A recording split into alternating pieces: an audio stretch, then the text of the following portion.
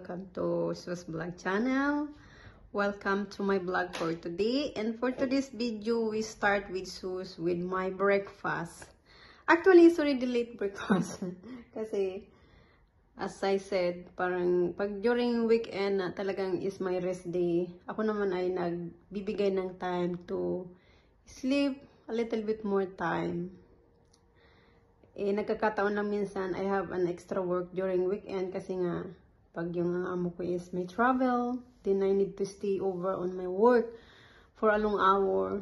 But it's just so rare to happen. Sometime every 2 months, sometime every 2 months, every once a month, it's something happen. So for this time, I'm in my apartment, in my own place. Say hi to my teddy bear, my big teddy bear. After I sleep, he's sitting down on my sofa.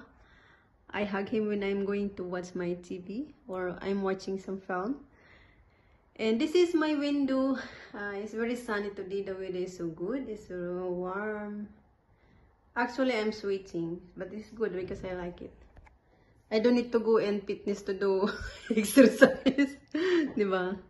So, ayan ang aking mga... ayan pala. I-welcome din natin ang aking new toys collection. Is my granny. I'm waiting one more. I don't know when it coming. So ayan. I just show a little bit view here in my own personal collection. I love this one. Especially this jar. I love it. Yan. Oh, this is my alaga before. His name is Kostya, but he already live in US for this time. And okay, I'll show you my breakfast for today. Actually guys, my table is a little bit so messy. I'm like that every time because I'm living by myself. I mean, I have with some, you know. But anyway, so this is my breakfast. Ayan ang aking table. Here is so messy. Of course, without coffee. Nakita pa yung aking chipsy. That was last night, guys, when I watching some film. How to say that one? I eat some chipsy and then we still have a leftover on the plate, on the bowl. And of course, yan, ang breakfast ni Sus ay maroon tayong, I toast some bread. And we will just add some, how to say this one? Cheese. And of course, a little bit sweet after we eating breakfast. And a little bit some fruits. Time to time we are eating fruits, especially. And of course, I boiled egg. And we will continue this video on during my lunch break also. So I'll show what I'm going to do during my weekend.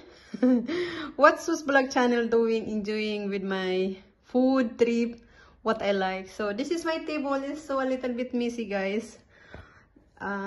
That's why I don't want with someone, the same girls who is staying with me, because I have a lot of stuff for myself that I just like to leave it there, because sometimes it's very easy for me to get which stuff I need when I know I'm the one who touch my stuff. So that's why some of my friends question why I live alone. I'm not ask some Philippine girl to join with me and pay share the bill of the apartment, but I said no, I prefer to live alone, you know. Ayan. So I enjoy my breakfast, guys.